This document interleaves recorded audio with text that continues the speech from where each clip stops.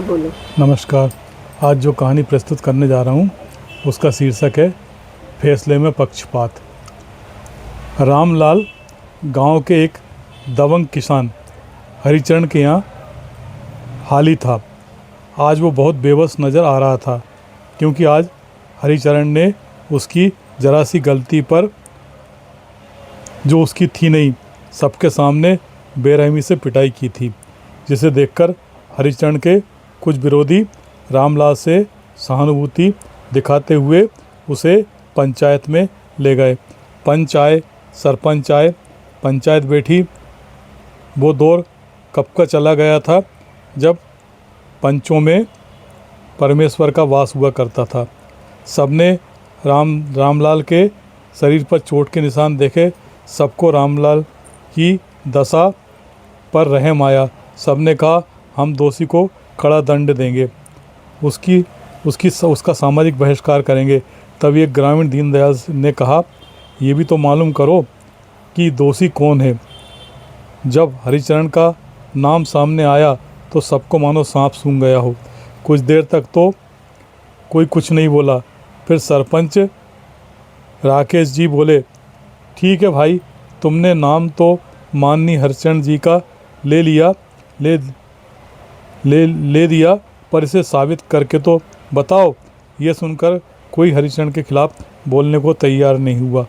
पंच और सरपंच भी नहीं चाहते थे कि कोई हरिचरण के खिलाफ बोले। रामलाल को छोड़ के सभी एक बिरादरी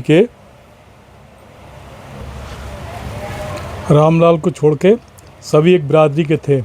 सरपंच ने रामलाल से धमकाने वाले लहजे में पूछा, हाँ रामलाल, बोलो, तुम्हें इस विषय में क्या कहना है। रामलाल बहुत डरा हुआ था। सबके हाथ जोड़कर बोला, मुझे कुछ नहीं कहना हुजूर, मालिक साहब बहुत अच्छे हैं। वो तो एक बैल ने मुझे 4 बार सींग मारकर पटक दिया था। मालिक साहब ने तो मुझे बचाया, पर उनके विरोधी ज़बरदस्ती मुझे मालिक के खिलाफ़ यहाँ ले आए। वे तो मेरे अन्नदाता हैं। उनकी छत्रछाया में मैं गांव में सुखपूर्वक रह रहा हूँ। भगवान उनको लंबी उम्र दे। उसकी बात सुनकर सरपंच और पंच खुश हो गए थे। फिर पंचायत में हरिचरण जी की तारीफ़ों के पुल बांधे जाने लगे, जिसमें सब बढ़ चढ़कर हिस्सा ले रहे थे।